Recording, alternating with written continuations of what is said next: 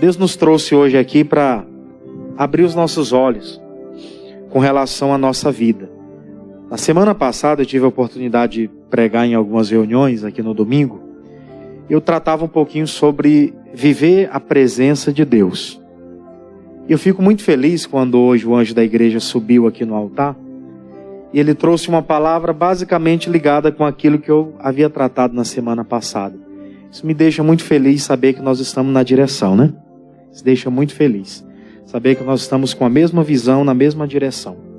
Aí eu queria que você abrisse a sua Bíblia, no segundo livro dos Reis. Eu quero iniciar aqui, porque a nossa vida, ela precisa de comunhão. Não existe como nós alcançarmos alguma coisa da parte de Deus sem termos comunhão com Ele. Eu vejo muita gente pedindo muita coisa. E eu vejo muita gente alcançando quase nada. Você entende a gravidade disso? Isso não se trata de pedir a pessoas. Se trata de se relacionar com Deus. Porque tem pessoas que pedem uma coisa para alguém, alguém vai lá e ainda que tardio ajuda, né?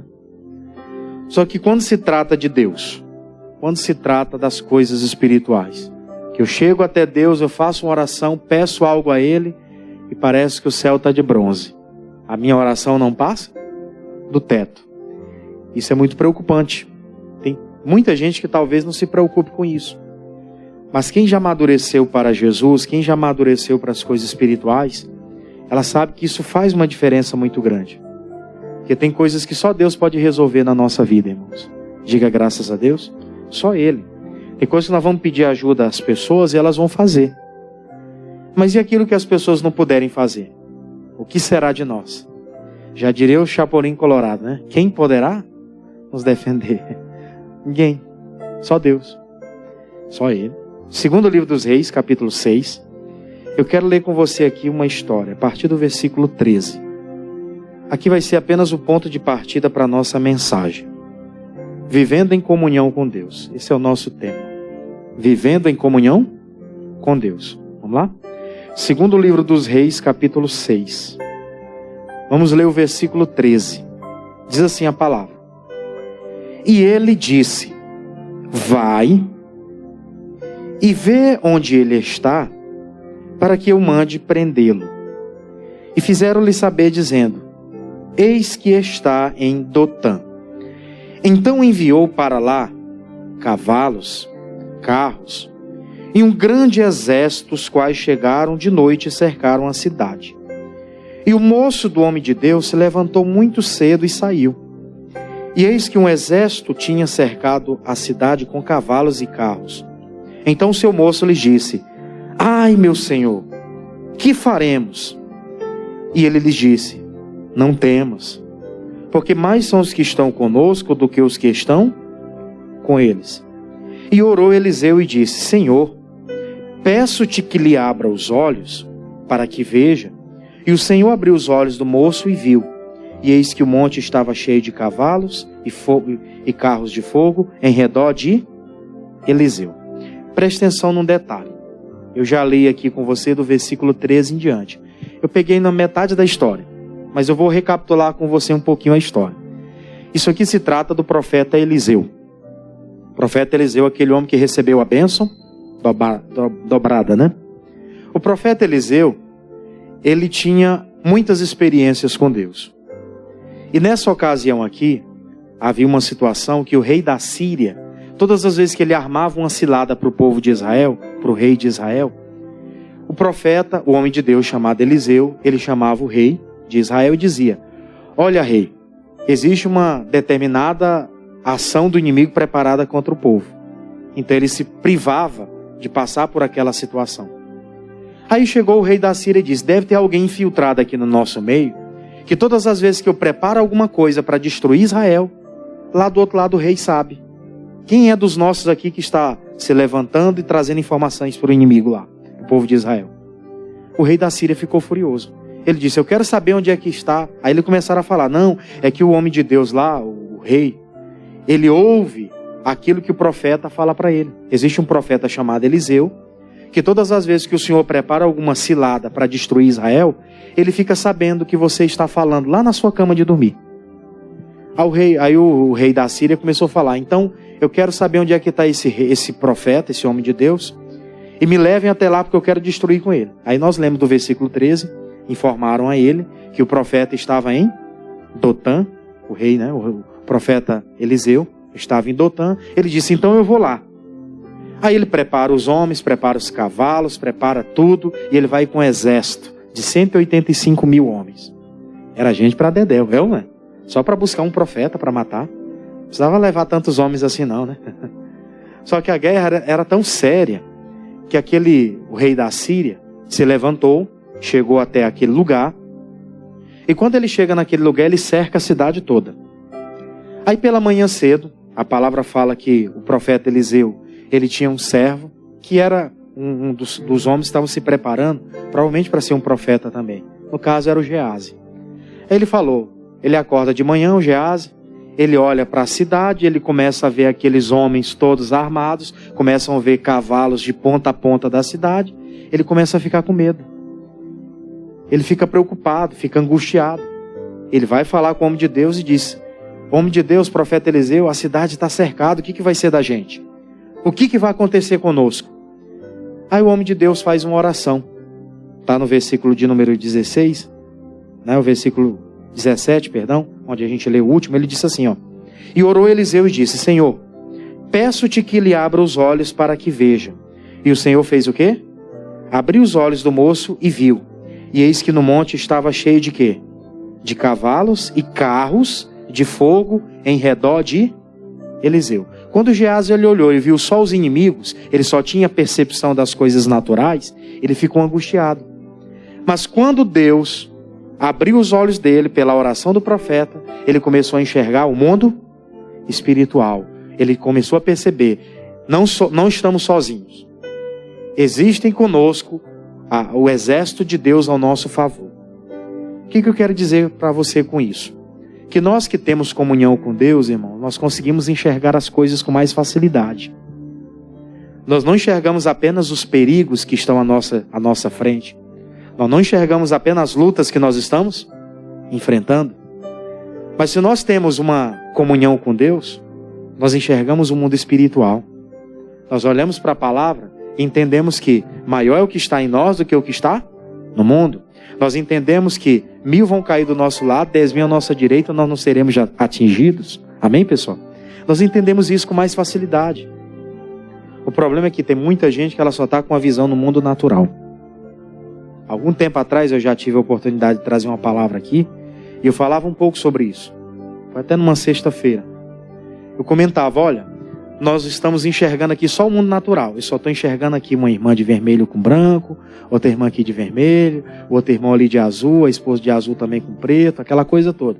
Mas eu não sei quem está do nosso lado. Eu não estou conseguindo enxergar isso aqui agora.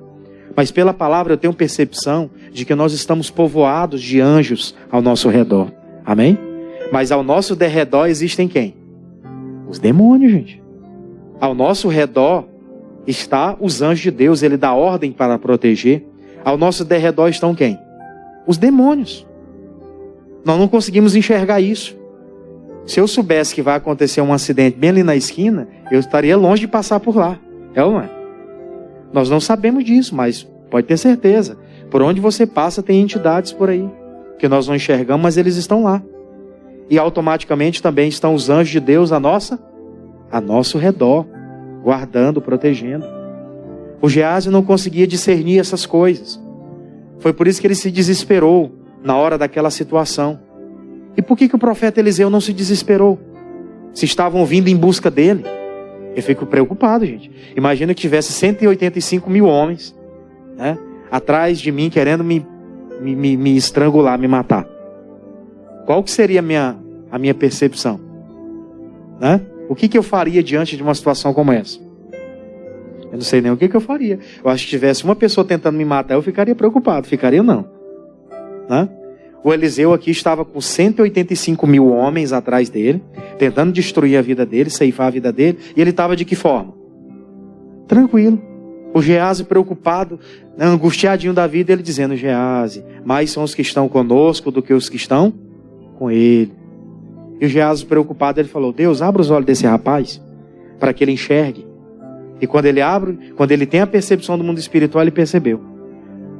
Cheio de cavalos, né? E cheio de carros ali de fogo. Os inimigos não teriam a condição mínima de se aproximar do homem de Deus. Amém, pessoal? Quem é homem de Deus, mulher de Deus aqui? Você tem a percepção de que o diabo não pode te tocar? Amém? Não pode te tocar. Basta continuar em comunhão. Você tem comunhão, Deus faz discernir as coisas. Deus faz enxergar as coisas. E Deus vai te fazer enxergar dia após dia que você está seguro. Mas como que ele tinha essa percepção? Eu vou abrir com você rapidinho no capítulo 3. Você está no capítulo 6 aí, né? Vamos para o capítulo 3, versículo 14. Esse homem ele não andava à toa, o Eliseu. O Eliseu sabia muito bem quem ele era e a quem ele servia. Você está no capítulo 6, volta 3 páginas aí ao capítulo 3. O versículo é o 14. Olha só. Segundo livro dos Reis, capítulo 3 agora, versículo 14. Vamos ler? Só esse versículo aí. Diz assim, ó. E disse-lhe Eliseu. O que Eliseu disse? Vive o Senhor dos exércitos, em cuja presença estou. Que não se eu não respeitasse a presença de Josafá, rei de Judá, não olharia para ti e nem te veria. Ele está diante de uma situação, e diante daquela situação que ele iria enfrentar, diante da acusação que estavam fazendo contra ele, ele disse, olha, vivo está o Senhor, meu Deus, em cuja presença eu estou. Quando vinha alguma acusação, quando vinha alguma palavra contrária a ele, ele dizia, eu não faria nada se a presença do Senhor não estivesse comigo. Eu estou na presença do Senhor.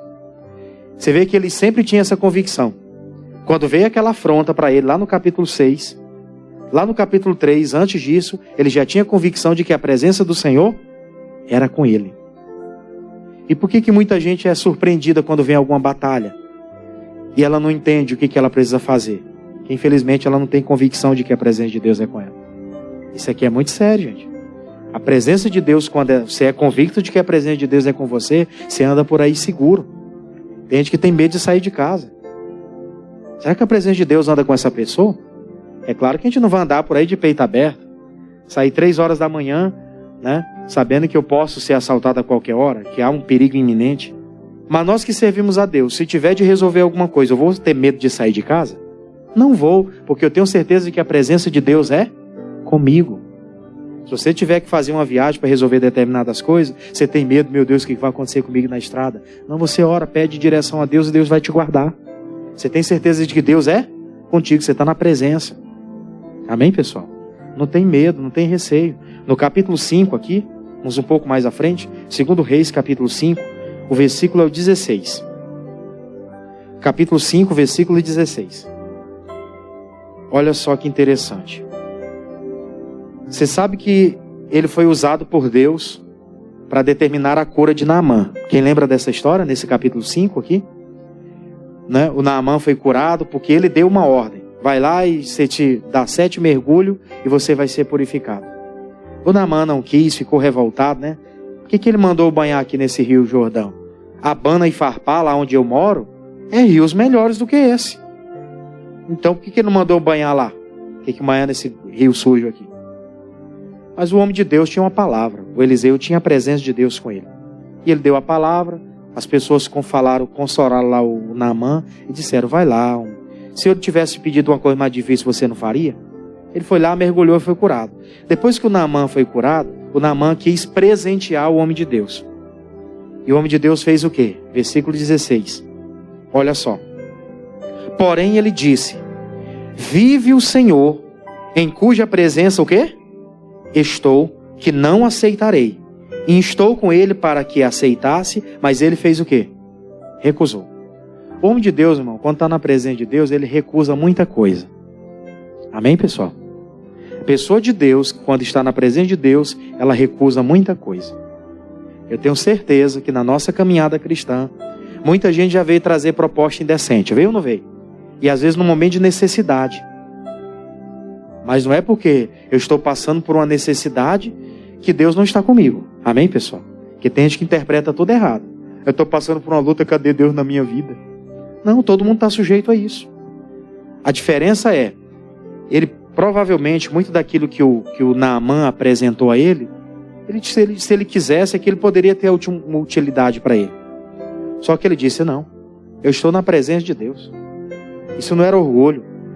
Aquele homem o Naamã poderia pensar, esse homem me curou, agora eu presenteei ele. Eu não devo nada para ele. Ele me curou e eu estou presenteando ele. Só que ele não quis tirar a glória de Deus para ele. Havia uma diferença. As pessoas que andam na presença de Deus, elas têm essa consciência. Elas não tiram a glória, né, de Deus para trazer para ela. Ainda mais por receber presente. Ele disse, vive o Senhor em cuja presença eu estou, que eu não aceitarei esse presente. Ele insistiu, ele disse, eu não aceitarei esse presente. Aí você vai lembrar que esse mesmo Geazi, que ficou com medo na hora lá daquela afronta lá dos assírios, ficou com medo, foi o Geazi que foi lá atrás do Naamã e colheu o presente deles. Naamã foi embora, porque o homem de Deus não aceitou o presente, que a glória era de Deus. Aí vai o Geazi atrás e colhe o presente. Olha, o rei, o homem de Deus mandou eu vir aqui, porque tem uns jovens aí que estão precisando de mantimento. Me dê aí ciclos de ouro, de prata, vestimentas, assim, assim, assado. E ele coletou aquilo. Quando ele chega diante do homem de Deus, ele chega como se nada tivesse acontecido. Aí o profeta Eliseu dá a seguinte palavra para ele. Onde é que você estava, Geazi? Aí Geazi fala, não fui nem para um lado nem para o outro. Eu estava aqui. Ele disse, meu coração não foi contigo? Você acha que eu não conheço os teus passos? Pessoas que têm comunhão com Deus, ela sabe das coisas. Amém, pessoal? Ela discerne, ela percebe quando as pessoas estão querendo enganar elas. Por Eliseu viver tanto na presença de Deus, ele percebeu quando Geazi quis enganar. Geazi, meu coração não esteve contigo, meu filho? Será que eu não sei que tu foi atrás do homem de lá, do Naamã, para pedir para ele ciclo de ouro, prata e tal? Eu percebi, meu filho, eu sei o que você fez. E o Geazi ficou leproso. Lembra da história? Ficou leproso. Nessa ocasião aqui, isso aqui foi no capítulo 5, Geazi ficou leproso a partir do versículo 20. Eu não vou ler com você porque a leitura é grande. Aí vem o capítulo 6, tem essa história aqui. Aí a cidade é cercada, o Geazi está como? Angustiado da vida. Porque ele não tinha essa comunhão com Deus. Pessoas que facilmente são compradas por alguma coisa, tem comunhão com Deus não, irmão. Qualquer coisinha compra ela. Um presente compra ela. O presente de Deus não está com ele. Gente por aí que está por estar passando por uma luta, ao invés de pedir uma direção para Deus, para fazer um negócio correto, aí chega alguém com uma proposta indecente, ele vai lá e aceita. Já vi pessoas, eu já conheci gente nesse tempo de ministério que eu estou cumprindo, fazendo a obra de Deus. Eu já vi pessoas que em uma época frequentou a igreja, estava lá firme. Aí era aquela pessoa de pouca condição financeira. Aí chegou, ele morava por perto das quebradas. A pessoa, um rapaz até do coração bom. Vinha na igreja, a gente conversava e tudo, aquela coisa toda. Mas aí no momento lá, chegou alguém e apresentou para ele uma proposta indecente. Era só para ele ir lá e entregar um negócio. Você já entendeu que era droga, né? Era só para ele entregar. Ele não ia consumir nem ia fazer nada. O cidadão foi lá e aceitou. Depois o coitado estava preso. A mãe dele, pastor, ora pelo meu filho. Eu vou orar, irmão. Não vamos dizer que não vamos orar. Mas não procurou? Será que não tinha outra oportunidade, algo mais digno? Sempre tem, gente.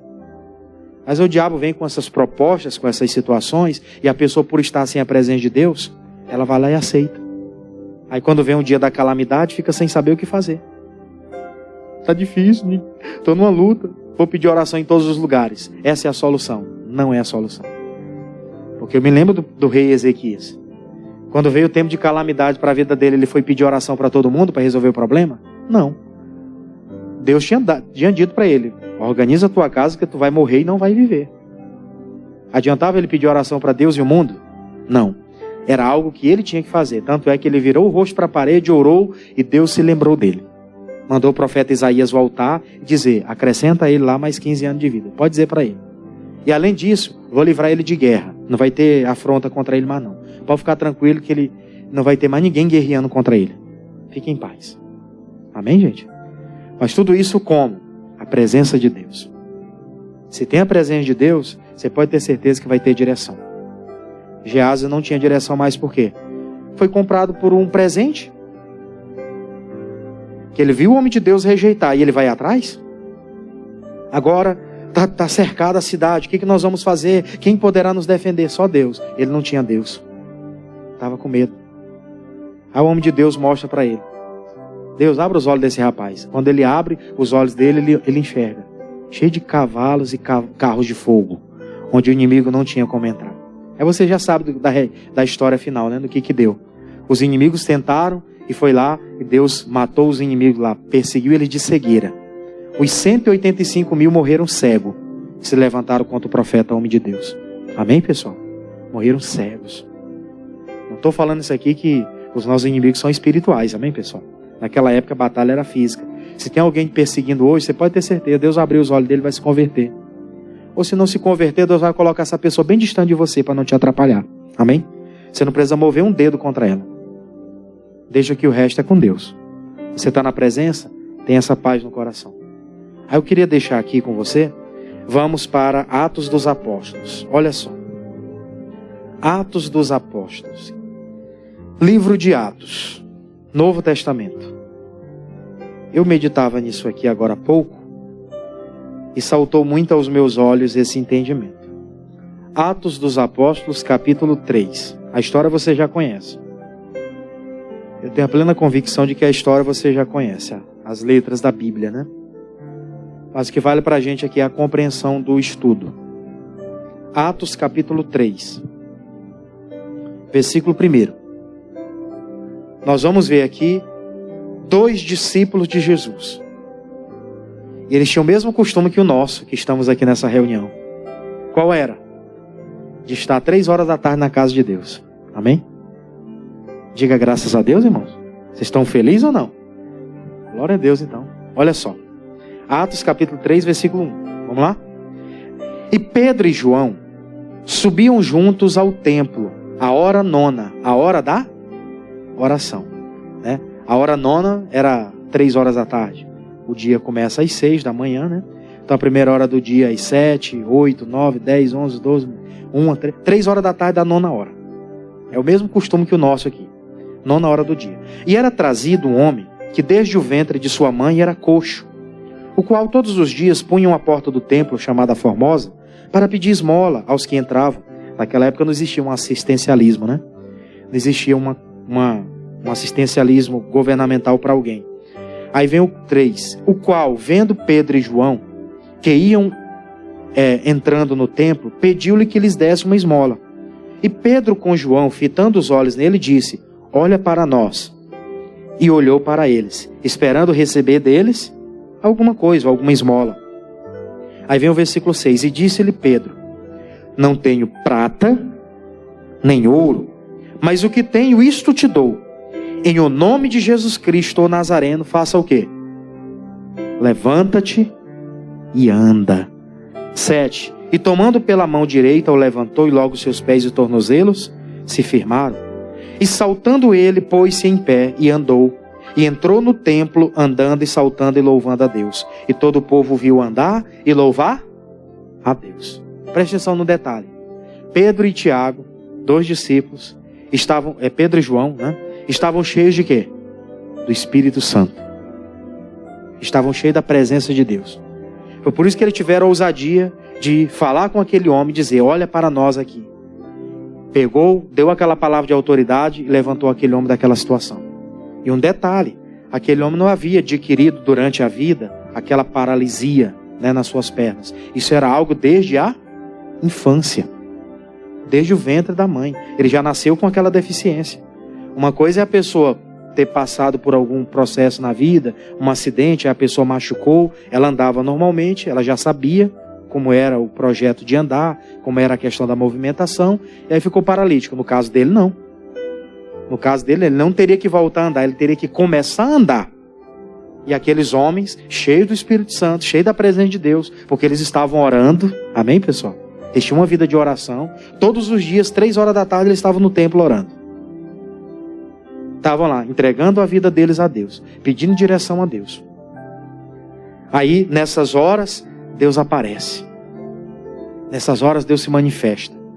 Por que ele se manifesta na vida? Por que aquele milagre aconteceu? Porque aqueles homens tinham convicção do que eles estavam fazendo. tinham convicção da presença de Deus a qual eles serviam. Diga graças a Deus, irmão. Por que as pessoas não falam hoje, irmão, eu vou orar por ti? Por que ela não fala que vai orar pela outra? Porque ela tem medo. Ela não tem convicção de que a oração dela vai ser ouvida.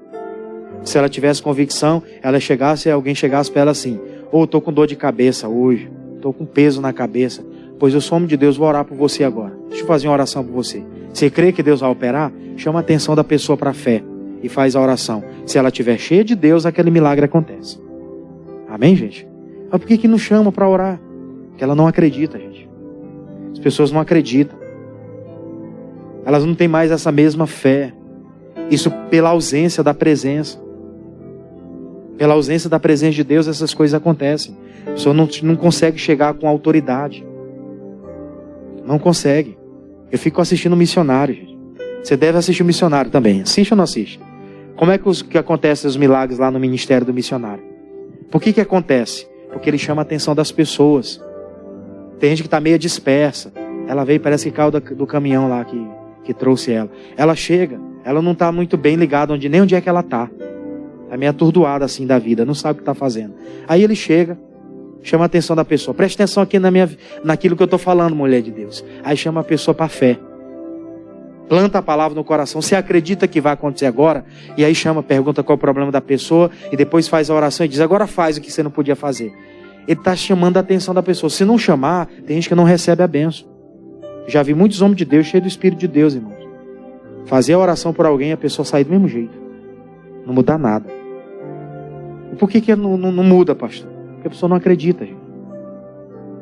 Certa vez ele nos ensinou na carta aos Hebreus, ele disse: ora, é necessário que aquele que se aproxima de Deus creia que Ele existe e que Ele é galardoador daqueles que o buscam. Porque sem fé é impossível agradar. Sem fé é impossível agradar. Esse milagre aqui aconteceu porque aqueles homens cheios de Deus chamaram a atenção daquele paralítico e disseram: não vou te dar esmola não tenho nada para te dar aqui agora não. Mas preste atenção no que eu vou te falar. Em nome de Jesus Cristo, levanta-te e anda. Aí ele pega pela mão daquele homem, começa a levantar, o homem começa a acreditar, começa a movimentar, começa a sentir o joelho, os artelhos, a batata da perna começa a engrossar, né? Que enquanto está deitado, a batata fica molinha, não é? Começa a ficar em pé, a batatinha da perna começa a endurecer, né? E começou a ficar firme ali. Aí ele começou a perceber: tô normal. Ele começou a pular, a saltar, entrou no templo ali louvando, glorificando a Deus, e todo mundo creu em Deus que estava ali. Glória a Deus, pessoal. Você vê como é bom a gente estar na presença de Deus, orar pelas pessoas. Depois ver a pessoa dizendo: pastor, depois daquele dia, graças a Deus, não senti mais nada. Eu fico muito feliz quando eu vejo isso acontecer. Eu chego: pastor, você orou por mim naquele dia? E graças a Deus, depois daquele dia, eu dormi a noite toda, ó. Não tive mais nada que... aquela dor que eu sentia não incomodou mais. Isso tudo por quê? Pela presença de Deus, não são as pessoas, é a presença de Deus que faz isso. Amém, pessoal? Deixa aqui, vamos um pouco mais. Livro das Crônicas. Segundo livro das Crônicas. Voltemos lá para o Antigo Testamento, né? Segundo livro das Crônicas. Olha como é importante ter a presença de Deus conosco. Viver essa comunhão com Deus direta. Segundo livro das Crônicas, capítulo 32. Segundo livro das Crônicas, capítulo 32. Versículo 1, que eu vou ler com você. Segundo livro das Crônicas, capítulo 32, versículo 1. Segundo livro das Crônicas, capítulo 32, o versículo é o 1. Olha só que interessante isso aqui. Só para a gente tirar um pouquinho da cabeça também algumas coisas. Por que algumas coisas acontecem, né? Olha só. Depois destas coisas e desta, o quê? Fidelidade. Veja que esse rei aqui, que era o rei Ezequias, né? Era um rei que andava na fidelidade a Deus. Veio Senaqueribe, rei da Síria, e entrou em Judá e acampou-se contra as cidades fortes e intentou fazer o quê? Separá-las para si. Preste atenção num detalhe que eu quero comentar com você. Esse rei Ezequias, ele andava na presença de Deus. Ele fazia o que era reto aos olhos do Senhor. E mesmo fazendo a vontade de Deus, sendo fiel, o que aconteceu? O inimigo se levantou contra ele. Isso aqui já faz a gente tirar um pouquinho da cabeça aquela ideia. Onde foi que eu pequei para estar acontecendo algumas coisas comigo? Será que eu tirei pedra na lua? Né? Será que eu tirei pedra na cruz para me estar passando por isso tudo? Não, gente. Ezequias era um homem fiel. Diz a palavra aqui que ele estava andando em fidelidade. E mesmo assim o inimigo se levantou. E o que ele tinha que fazer? Permanecer em comunhão com Deus. Porque se ele permanecesse em comunhão com Deus, a batalha ia se levantar e ele iria se sobressair. Amém, gente? É a mesma coisa que acontece com a gente hoje. Pastor, estou passando por algumas crises. Essa crise vai passar. E você vai dar a volta por cima, vai dar o grito da vitória. Amém? Seu testemunho vai ser até uma pregação para outras pessoas. Outras pessoas vão alcançar a vitória porque elas vão se espelhar naquilo que você teve como testemunho. Aí vem o versículo 6. Pula porque a leitura é grande, né? Vê aquela batalha, aquela situação toda. Aí diz assim o versículo 6. E pôs oficiais de guerra sobre o povo, e reuniu-os na praça da porta da cidade, e falou-lhes ao quê? Ao coração, dizendo: esforçai-vos, e tende bom ânimo. Não temais, nem vos espanteis, por causa de quem? Do rei da Síria, e nem por causa de toda a multidão que está com ele. Porque há um maior conosco do que? Olha a percepção que esse homem tinha. Ele estava andando na presença de Deus. Se levantou o rei Senaqueribe. E o rei Senaqueribe, irmãos, que era a Síria, era o mesmo que havia se levantado lá na época do profeta Eliseu. Era o mesmo exército. Exército grande, numeroso. Era o mesmo exército, o rei da Síria. Senaqueribe. Se levanta contra ele aqui. E o que ele faz? Ele reúne todo mundo, chama as pessoas ali e explica para eles: olha, eles estão se levantando conosco, a batalha é árdua, nós só temos que nos esforçar, ficar na presença de Deus, seja esforçado, seja entregue, Deus vai nos dar vitória sobre esse negócio, maior é que está conosco do que os que estão com ele. Fiquem tranquilos. Aí vem o versículo de número 8. Versículo 8. Ele vai dizer assim, ó: com ele está o braço da carne, mas conosco o Senhor nosso Deus, para nos ajudar e para guerrear as nossas guerras. E o povo descansou nas palavras de Ezequias, rei de Judá. É bom quando nós temos pessoas de Deus ao nosso lado, elas trazem palavra que traz confiança para a gente. É ou não é, gente? É bom você ter pessoas de Deus ao seu lado, né? Na hora que você está passando por uma luta, você conversa com aquela pessoa, ela ora junto com você, te dá uma palavra e depois daquilo você fica em paz, você fica seguro. É bom, gente. É bom a gente ter pessoas de Deus ao nosso lado nos dias das crises. É por isso que é bom você estar alinhado com as lideranças da igreja, porque às vezes acontece de partir alguém da nossa família. Acontece muito isso.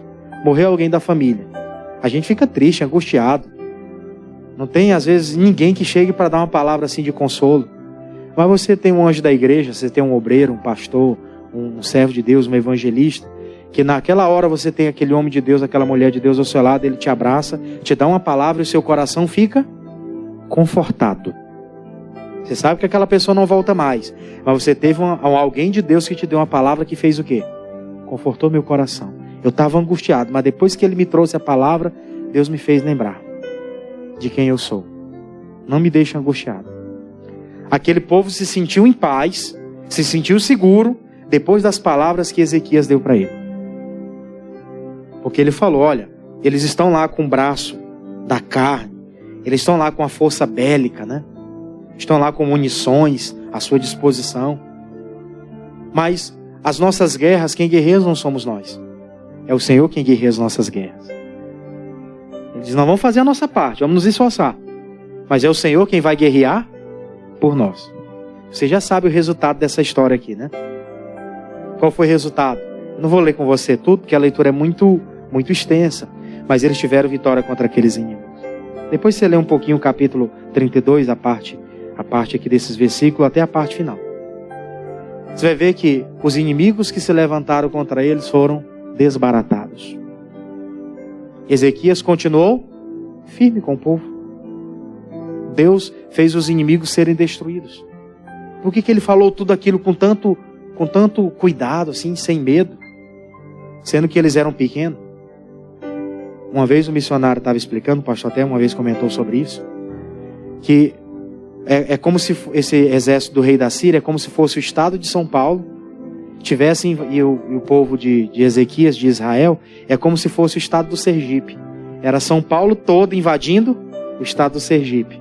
Qual era a probabilidade deles ganharem alguma coisa? Nenhuma, gente. O estado do Sergipe é menor do que o estado do Maranhão aqui. Nós temos aí em média 7 milhões de pessoas no nosso estado. Lá deve ter o quê? 3 milhões de pessoas? Não sei se vai nem tudo isso. E São Paulo, quantos milhões tem? 18 milhões? Alguma coisa assim. Não sei mais ou menos. Não estudei geografia nessa parte aí. Acho que eu faltei nessa aula aí de geografia, né? Os universitários nos ajudem aí. Não sei mais ou menos. Mas é como se fosse 6, 7 vezes maior. Não tinha condição. Imagina 7 homens para 1. Qual era a condição, a probabilidade dele conseguir alguma coisa? Pelo braço, nenhuma. Mas com a presença de Deus, todas. E eles venceram. Glória a Deus, gente. Eles tiveram vitória. Tiveram sucesso naquela batalha.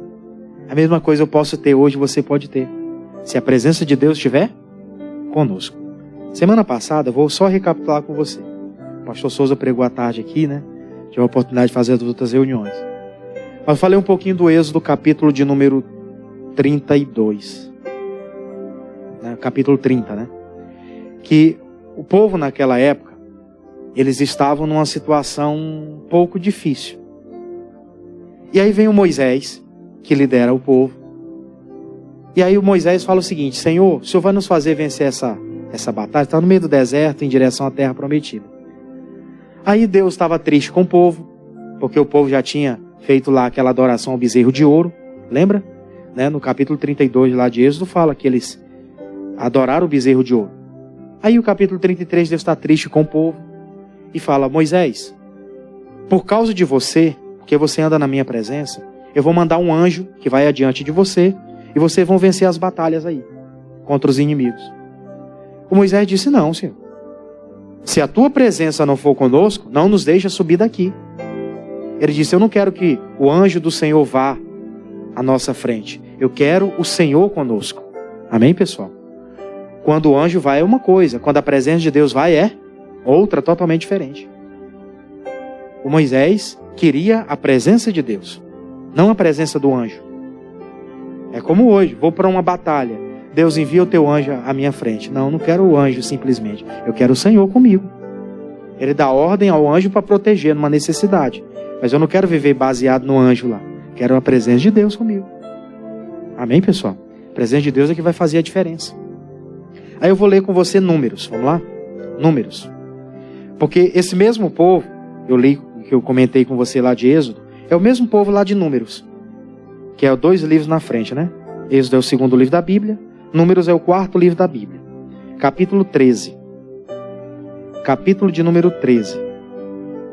O Moisés teve uma batalha grande com esse povo. Que o Moisés lutava e tinha a presença de Deus, mas infelizmente o povo não queria. De vez em quando o povo estava querendo o quê? Adorar outros deuses. Mesmo com tudo que eles tinham vivido no deserto, né? Até explicava aqui em outras reuniões. No deserto, a sandália dos pés dele não envelheciam. Passaram 40 anos. A sandália, a mesma que eles entraram na terra lá do deserto, era a mesma depois de 40 anos. Você sabe que sandália desgasta, né? Ainda mais andando ali. Dentro de alguns dias já começa a desgastar. 40 anos as sandálias não desgastavam. Isso era o quê? A presença de Deus. De noite, eles estavam no meio do deserto, frio. Deus colocou uma coluna de fogo. Aquilo era o quê? A presença de Deus com eles. E durante o dia, uma nuvem que os protegia do sol escaldante. Aquilo era o quê? A presença de Deus. E mesmo diante de tudo isso, eles estavam adorando o bezerro e dizendo: esse foi o que nos tirou da terra do Egito. E se entristeceu muito a Deus, gente. Se deixou Deus desanimado com relação ao povo. Aí vem o capítulo 13, que eu vou ler com você, o versículo 30. Porque esse mesmo povo, eles foram escolhidos para espiar a terra. Um de cada tribo foi escolhido. Você sabe que tinham 12 tribos. um de cada tribo foi escolhido para espiar a terra, antes de entrar, né? Aí eles voltam lá, informando como é que era aquela terra. Aí eles começam a dizer que a terra era boa, mas que os inimigos eram grandes e que eles eram como gafanhotos. Quando eles trazem aquela narrativa diante de Deus e diante de Moisés, que era o profeta, que era o líder espiritual deles, aquilo entristece o coração de Moisés e entristeceu inclusive os demais, porque a Bíblia diz que as pessoas começaram a chorar de tanto pessimismo que aquelas pessoas tinham. Aí vem um cidadão chamado Caleb, e ele vai dar uma palavra dura, gente. Versículo 30, capítulo 13, versículo 30, diz assim, ó: Então Caleb fez calar o povo perante Moisés e disse: Certamente subiremos e o quê? E possuiremos em herança, porque seguramente prevaleceremos contra ela. Quando ele começa a ouvir aqueles homens difamando a terra, dizendo que a terra era boa, mas que os inimigos lá eram grandes, eram gigantes, que eles não tinham a mínima condição, que eles eram como gafanhotos, o Caleb ficou revoltado com aquela situação. Ele disse: não, meus amigos, calem-se todo mundo naquilo que vocês estão trazendo aqui como palavra aqui para o Moisés. E não é isso não. Nós vamos subir animosamente, nós vamos possuir essa terra por herança, porque é o Senhor que nos deu, vamos prevalecer contra ele. E acabou. Isso por quê? Porque o Caleb estava cheio da presença de Deus. E os demais, quando eles viram os inimigos, ficaram o quê? Igual o Chaves, deu aquele hipnose. Lembra do Chaves quando ele deu o piripaque? Que tinha que jogar água na cara dele? Ficava do jeito aqui, ó. Deu piripaque. Estavam tudo assim, sem a presença de Deus. Aí vem esse aqui, o Caleb, cheio da presença de Deus, e fala: não, gente, não é assim não. Vocês estão fazendo o povo chorar de tristeza. Vocês estão fazendo o Moisés pensar que é difícil entrar na terra. Não é. Nós vamos subir, vamos possuir, vamos lá animosamente. Cadê os homens de guerra? Cadê os homens que vão realmente entrar na terra que Deus prometeu? Estava lá tudo com medo. Pessoas que não têm comunhão, quando eles olham para as dificuldades, eles pensam em desistir, gente. Pessoas que não têm comunhão, quando ela olha para o tamanho do desafio, ela pensa em desistir. Ela pensa em retroceder. Aí eu quero pular o capítulo com você, vamos para o capítulo 14. Na mesma folha aí, provavelmente. Capítulo 14. Você estava no 13, vamos para o capítulo 14 agora. O versículo de número 6 em diante. O povo havia ficado rebelde. Quando Caleb e o Josué disseram que era para subir a terra, eles queriam apedrejar o Caleb, queriam apedrejar o Josué por conta daquilo. Aí vem o versículo 6. E Josué, filho de Num, e Caleb, filho de Jefoné, dos que espiaram a terra, rasgaram as suas vestes e falaram a toda a congregação dos filhos de Israel, dizendo: a terra pelo meio da qual passamos a espiar é terra muito boa. Se o Senhor se agradar de nós, então nos porá nesta terra e nos dará, terra que mana leite e mel. Tão somente não sejais rebeldes contra o Senhor. E não temais o povo desta terra, porquanto são eles o nosso pão. Retirou-se deles o seu amparo, e o Senhor é conosco, não os temais. Eles estavam cheios da presença de Deus, eles começaram a ver o povo tendo aquele tipo de postura, chorando, triste, e tentaram apedrejar eles, porque eles queriam entrar na terra prometida, sendo que Deus havia mandado eles entrar. Deus havia dito lá atrás: onde vocês colocar a planta dos pés é de vocês, então somente esforços que tenham bom ânimo, né? Só isso. Aí eles estão lá tristes, angustiados, sem a presença de Deus. Aí esses homens cheios do Espírito de Deus vai e fala. Eles querem apedrejar. E geralmente é assim, gente.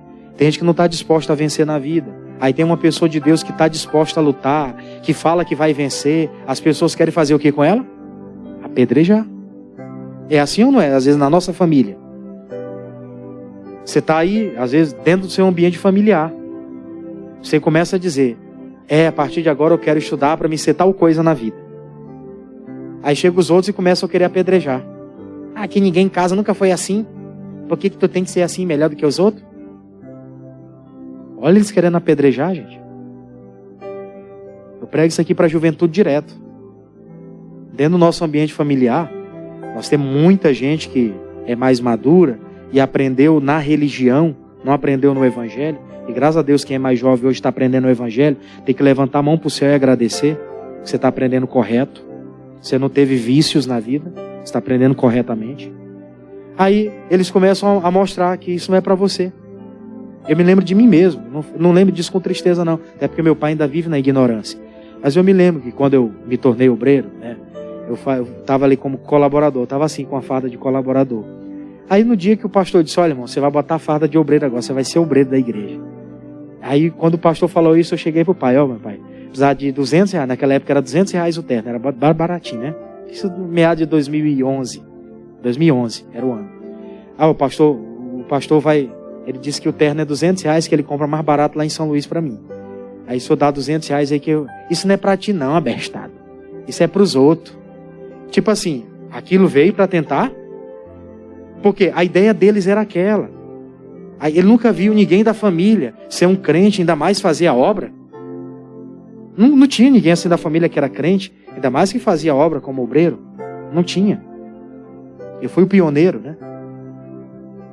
E aí quando ele recebe aquela informação, o que ele fala? Isso não é para ti. Se a gente não tiver o coração em Deus, não tiver comunhão, você desanima, gente. Desanima ou não? Eu vejo muito jovem querendo fazer a vontade de Deus, tem pai querendo barrar. Você está vendo, você está talvez deixando de ter um profeta dentro da sua casa. Alguém que vai impactar gerações, vai impactar vidas. Eu tenho certeza que os lugares onde eu passei, onde eu estou hoje, por onde eu vou passar, está muito na conta dos meus pais quando eles me liberaram. Quando eles me liberaram. Mesmo o velho sem querer, liberou. A mãe já era crente, ela falou, eu estou perdendo para Jesus, não estou perdendo para as drogas. Pelo jeito para mim. Eu fico feliz hoje. No volto que leva os netos lá para eles olhar, é bonitinho o menino. Aquele negócio todo, né? Aí fica feliz demais. Aí eles olham, às vezes eles ligam a internet, né? Em casa, hoje todo mundo tem internet, né? Ele liga a internet em casa, naquela época não tinha nada. Hoje eles ligam a internet, eles assistem os cultos, eles ouvem as pregações, eles me ouvem aqui. Diz, olha meu filho lá. Aquela felicidade toda, né? Mas se não tivesse deixado. Por isso não oprima, deixa, se tiver jovem aí seu, que quer fazer alguma coisa para Deus, deixa ele. Deixa ele aqui na igreja, aqui ele não morre de fome não. Todo dia tem comida aqui para eles comer, né? Não morre de fome não. Deixa eles fazer a vontade de Deus.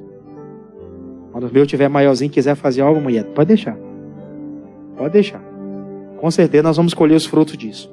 Se nós vivemos em comunhão com Deus, nós percebemos as coisas. Esse homem aqui era espiritual. Caleb e Josué. Aí não vou ler mais com você, porque a leitura é muito extensa. Mas lá na frente, Deus falou o seguinte, olha. Os de 20 anos para cima, todos, ninguém vai entrar na terra prometida. Só os de 20 anos para trás. Salvo Caleb e Josué. Por que ele falou aquilo? Porque só Josué e Caleb acreditaram na palavra que ele havia dito lá atrás. E aqueles que infamaram a terra, que disseram que não ia dar para entrar, eram pessoas que não tinham comunhão, gente. Se elas não tinham comunhão, se elas não queriam a presença de Deus, o que elas queriam fazer no céu? O que elas queriam entrar na terra prometida? Mesma coisa é hoje. Quem vai entrar no céu, pastor? É todo mundo? Não. É quem deseja essa presença. Você deseja a presença aqui na terra, você vai ter ela por toda a eternidade. Agora quem não deseja nem aqui na terra a presença de Deus, gente, você acha que ela vai querer eternidade com Deus? Não quer. Isso é lógica. Amém? Isso é lógica. Se a gente convida as pessoas e diz, olha, você quer a presença de Deus na sua vida? Vamos buscar Deus. Eu não vou em lugares porque os homens. Não é assim que alguns falam? É os homens quem dirigem. Quem dirige é Deus. Eu estou aqui hoje, eu não sei onde é que eu vou estar amanhã. Quem é que está dirigindo? É Ele. É Deus. Ou é as pessoas que escolhem? Você que escolheu ter o pastor Jamil como seu pastor? Não foi. Foi Deus que escolheu. O missionário não sabia da sua história, nem sabia muito da história dele. Ele só enviou. E foi Deus quem usou ele para lembrar, para falar. Da mesma forma, estava em outro lugar, o pastor disse, você vem para cá. Tá bom, glória a Deus, estamos juntos e tal. Aí, vai unindo propósitos. Tudo, se nós formos espiritual, nós vamos entender. Comunhão com Deus, a gente discerne as coisas com facilidade. Eles entraram na terra, gente. E aqueles outros lá que estavam infamando a terra, que queriam até apedrejar eles, ficaram de fora. Ficaram de fora. Que a gente tem essa sensibilidade de não perder a presença. Que se tiver a presença, qualquer situação que se levantar, você vai ficar até em paz. O médico disse que você está com colesterol alto. Eu estou em paz do mesmo jeito. Amém, gente? Porque tem gente, meu Deus, estou com um problema aqui, estou pré-diabético, agora eu vou morrer. Não vai morrer coisa nenhuma, você está com o coração em Deus. Você vai fazer o que o médico está dizendo, ele é a autoridade e vai dar tudo certo. Amém? Acabou. Nós vencemos em Cristo. Glória a Deus. Fica de pé então, vou fazer a oração.